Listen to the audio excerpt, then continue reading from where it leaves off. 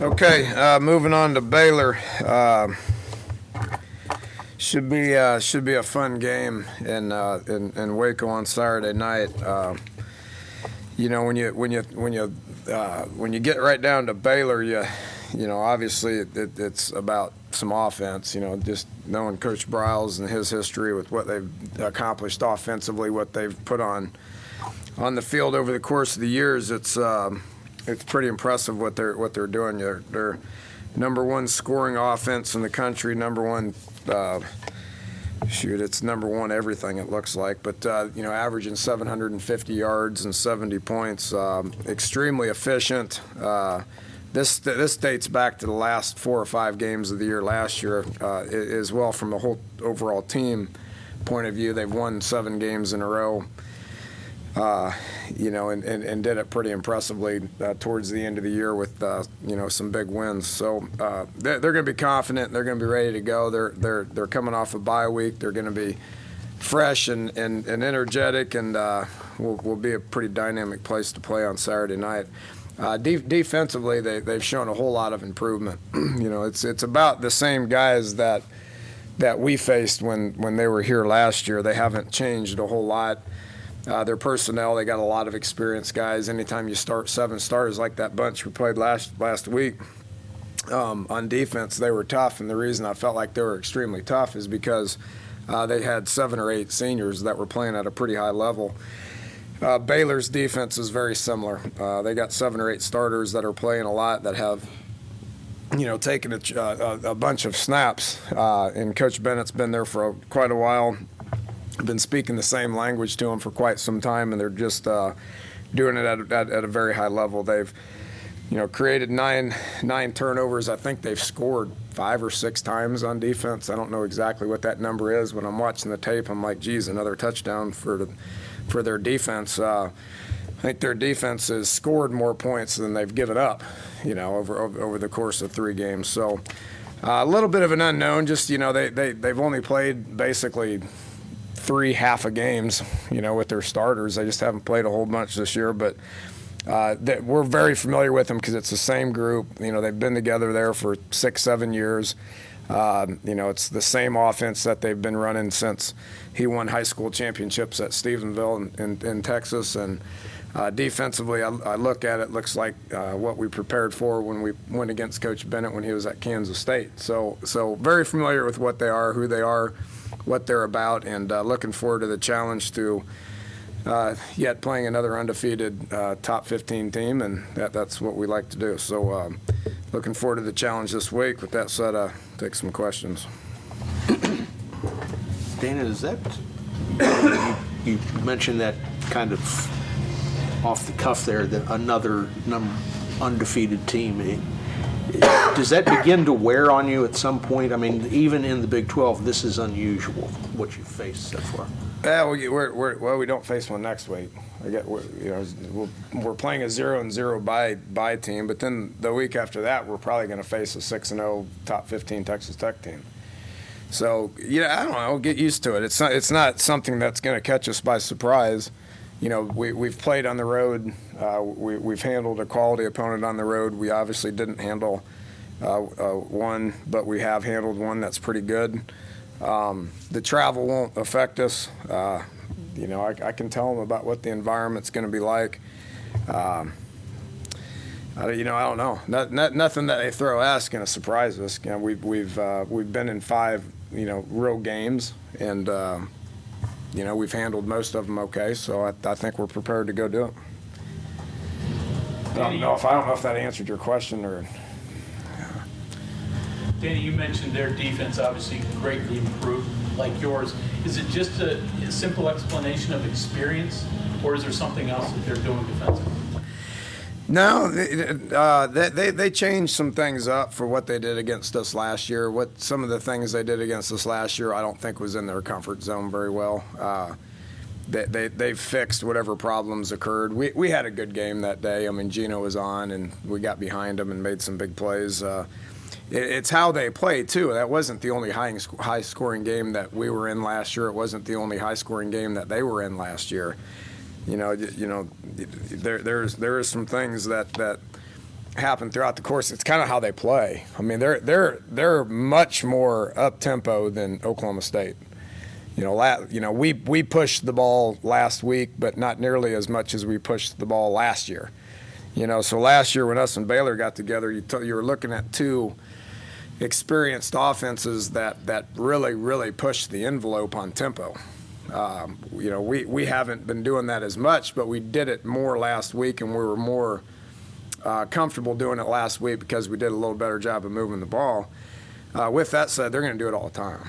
But last week there was a lot of change of possessions. This game coming up, there will be a lot of change of possessions. So the more possessions you have, the more plays you run, the more chances you have of scoring points. So it's in their nature to have high-scoring games. But yeah, both defenses are better. Both defenses have senior leadership. We're getting tremendous senior leadership out of Will Clark, Shaq Rowell, Darwin Cook, Doug Rigg. That makes a difference. And then all the freshmen that we played last year are not freshmen anymore. We don't have a revolving door at safety when it comes to a lot of new people. We have a couple of JC guys that Dontrell Hyman and Brandon Golson that are rushing the quarterback at a very high level. So we have a different dynamic going on than what they do. What they do is they got guys that have been starting there for a long time, and they've got a year better. Are you at all surprised by what they're doing offensively, considering they did have some turnover at key spots and being able to kind of seamlessly make that transition for them? No, because here why. They had some turnover, but this is his 7th year there? I forget. I should know this because I replaced him at Houston. 1, 2, 3, 4, 5. This is their 6th year, his 6th year. So he's a program builder. He does a great job of building the program, and he had that mentality since day one there. So they've given them a lot. They've improved a lot of their facilities. They got, from what it was when he first got there to what it is now is night and day. And 2 years when we go back, it'll be in a brand new stadium as well. You guys are going to see the one that they have, and you're going to go, what's wrong with this one? But they're improving it for specific reasons. With that said, the people that he's replacing the guys with are guys that have been in the program. When RG3 left, they replaced him with what was the guy's name last year? Yeah, with Joey Florence, who had been there as a 5th-year senior and played at a very high level. They lost a receiver to the NFL, and then they replaced him with that number 2, Terrence Williams, is a great player last year. He leaves, and they replace them with this Godly kid. They're all guys that have been in the program. They're not going out trying to quick fix it like we had to do this past year because we didn't have the numbers that we needed to have in order to be successful. So, kudos to him. And then they're replacing Florence with Bryce Petty, who's been in the program for 3 years. So they got guys that have been in the program, and when guys leave, they replace them with guys that have been sitting in those meetings and practicing the way that they practiced for over the course of the last however many years. They played one game, or going to have to play one game in 27 days. What are some of the issues there that you have to consider with that? Them? Yeah. I don't know. I wouldn't like it. I don't know. I don't know how he does it, to be honest with you. He was on staff with me at Tech, and we did what we did at Tech, but I don't know how he changed it from them and all that. He's always been better at the end of the year. He understands kids. He understands how to practice. He understands how to keep them fresh. If they've dealt with some scrimmaging and stuff, I'm not sure. Time is a big deal, right? Yeah. Yeah, that's always an issue with your off week, with your bye week. How do you handle a bye week as far as keeping your guys fresh, as far as keeping your guys the timing good, and you want to heal people up. I'm looking forward to next week with our bye week just to get some guys healthy and to rejuvenate some people, coaches and players included. Whether it's an advantage to them or not, I don't know. I know you haven't had a chance to evaluate them yet, but any insight into Ford or Clint, their injuries, and your feelings on their ability this week? They're day to day. I don't. They didn't go on Sunday. I mentioned that yesterday, but we didn't try to let them go on Sunday. We purposely put ice on their parts and let them sit around, and then rested up and did a bunch of treatment yesterday and today, and we'll go out and see what they can do today. If they're both healthy, do you have a feeling on who you go with? Well, then again, health, I don't know what healthy means. If they're 100% right now, we would probably go with Clint just because he did a good job of keeping plays alive and had some savvy to him and reacted to the game of football pretty well. With that said, if he's half speed and Ford's 100%, it'd probably make more sense to go with Ford. But if they're both 50%, it might make more sense to go with Paul. Well, that's why you practice on Tuesday, Wednesday, Thursday, and you got in the game of football, if you're injured or healthy or what your percentage is makes a big difference. Dana, correct me if I'm wrong here, but you've never had a quarterback get injured before. I think I remember that from your very beginning press conference. Yeah, that's accurate. We've never had one miss the game. So I told Ford that last week. I said, "You're the first quarterback that's ever missed a game, big and strong, my butt." He thinks he's all big and strong and tough, but he's the first quarterback that's ever missed a game. Opportunity arose for Clint to get out there and play ball. He did a good job, and will continue to get better. I lost several years off my life with the communication. He's a long ways away from being able to operate our offense the way I want him to operate our offense. With that said, he reacted to the game well and was glad he did. Put us in position to win. But we'll evaluate those guys Tuesday, Wednesday, Thursday, and see where they're at. Did that answer your question? Yeah, very good. I'm not a doctor, obviously, but torn pectoral sounds really serious, and usually that thing needs surgery or whatever. Is this not? It's not ripped from the bone. If it's ripped from the bone, then they can surgery or something. I don't know. I'm not a doctor either, but it either works or it doesn't. And his range of motion's better today than it was last week. But it has to, and it's not going to like heal itself. It's going to be ripped forever. So the soreness goes away and you just play through it. Two things, Dan. It sounds worse than it is. It's really just has to heal and then it'll be fine. Two things. First, when do you have to have a quarterback practice so he can play on Sunday? With these guys, they need to practice Tuesday, Wednesday, Thursday, because we're dealing with three guys that are just so inexperienced. So if they can't practice Tuesday and Wednesday, I doubt I'm going to put one of them in there on Thursday to play on Saturday, just because these guys need the reps. And if they don't have the reps throughout the course of the week, I'm not going to feel very good about it. The other thing I wanted to ask you, and I don't know if you can run me through this or not, you've talked about the communication and how difficult it was. Can you give us an idea of not give your signals or anything like that, but what goes into communicating a play from the moment the last play ends? Well, yeah, I get it. It starts with, view it as learning sign language. Like just try to learn the sign language of the alphabet. Well, how long does that take you? You can probably learn it in the course of a week, just the actual sign language and all that. So that's step one, just learning what the signals are and what they mean.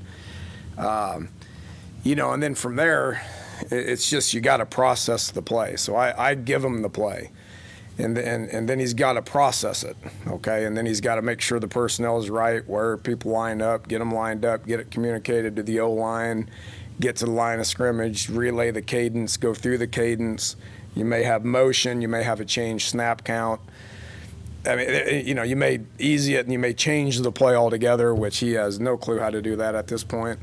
The more you do that, the easier it gets, and that's what he has to improve on, and that's on him. He should be better at that right now. There's times in the game where I signaled a play to him and he looked at me, and like I was from outer space, and that's when I got that's when I would throw my fits. Because it's just frustrating, because it's like communicating with somebody that speaks a different language. So the language that they learned at Florida State's different than the language that we're speaking here.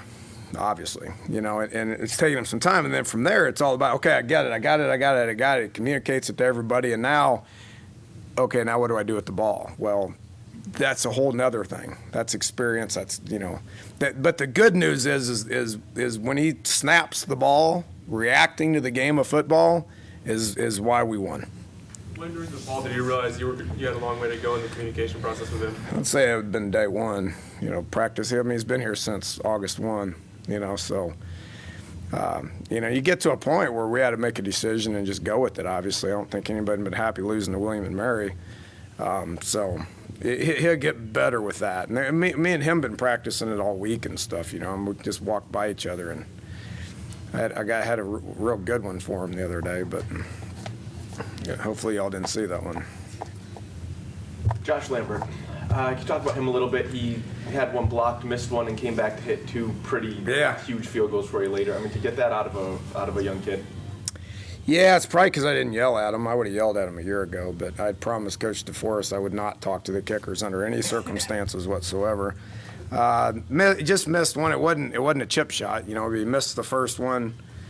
I think one got blocked. You know, the one got blocked, the guy lined up off sides. Well, no wonder he gets there and blocks it when he's lined up 1.5 feet off sides. You know, I mean, I could get there if I line up off sides. And then we had penetration in the middle. Their PAT block team was the best I've ever seen. I mean, they had pressure on the inside. Marquise, bless his heart, got blown up every snap. You know, they had the stuff coming off the edge with number 4 and number 11, who are tremendous at it. Been doing it for 4 years. They just got pressure and they blocked it, you know. So, yeah, that's frustrating, but for him to be able to block all that out and then go out there and the whole PAT field goal team be able to just dig in and keep them shielded and punch 2 or 3 of them through in the second half was big. You know, it means we're getting better. Did you really have to promise not to talk to the kickers? Or I did. I actually promised them. I promised them I would not talk, and I haven't. What about your punt returners? You talking to them? No, you know, after looking at it, I was more frustrated than y'all with our return game. I can assure you of that. After looking at our punt return, you know, their punter sprayed it. I mean, he kicked it 3 miles in the air and it only went 15 yards. I mean, he sprayed it everywhere. So I don't know what exactly their net punt was, but it wasn't nearly as good as what our net punt was. Okay, so we checked that off as a win. Now, you know, Jordan, he made a mistake, right? I mean, he lines up on the 10, and if you back up, you don't catch it. That's kind of the cardinal rule in punt return. Well, I'll be darned if he didn't back up 7 yards and catch it. You know, coaching error. We worked on it Sunday night, and we put him on the 10-yard line. We punted, and he backed up, and then he had to get out of the way so he wouldn't catch it. I thought Ronnie's confidence on punt returns was okay. He's getting there. He's catching it. Kick return is a different story. I think our returners on kick return are garbage. It's not the front line, you know, which a lot of times if guys catch it and they run and they get drilled, well, now it's the blocking, the front line people, the scheme, all that stuff's good. Kickoff return's 100% timing. You catch it and you run. And we have yet to find guys that can catch it and run. So we had open additions on Sunday night, and I would anticipate a couple of new people back there. That punter kick then? Kick return. A kick? Yeah, you can't just plug people in to be punt returners. I mean, you get that's disaster. So the 2 that we've been working, we're going to continue to work with them, and if we get some fieldable punts, then hopefully we can get some yards. But again, what I look at is net punt. And our net punt for our punt return team was not a disaster. Our kick return was a disaster. Have you found someone to kick return? Well, there's about 6 bodies. We're going to work them again tomorrow. We'll work them again tomorrow, make a decision. But I would be anxiously awaiting, and I don't know who it's going to. It may take us Thursday to figure it out. We got about 8 bodies back there. We're going to watch them catch it and see how fast they can go forward. Dana, with the signaling with Clint, I'm assuming, obviously you work on it in practice, that's good, but if he's behind in practice, do you want him working on it outside, and are there things he can do like flashcards? Nah, we're under the 20-hour rule. But could he on his own, though, is what I'm saying? I mean, are there ways to, I mean, is that? Well, not really. Yeah, it's really just me and him. I mean, it's like two people communicating, you know, and I gotta get better at it. You know, he's got to get better at it. We both got to get better at it. And then just through practice, through games, through experience, through communication, it's not just about signals. You know, it's not just the signals. It's getting the signals and then relaying it to everybody else. It's just part of being a quarterback. We do it a little bit differently than what he's used to, and we're going to adapt as coaches. He's going to adapt, and we're going to get better. Okay, thanks, Coach. Thank you.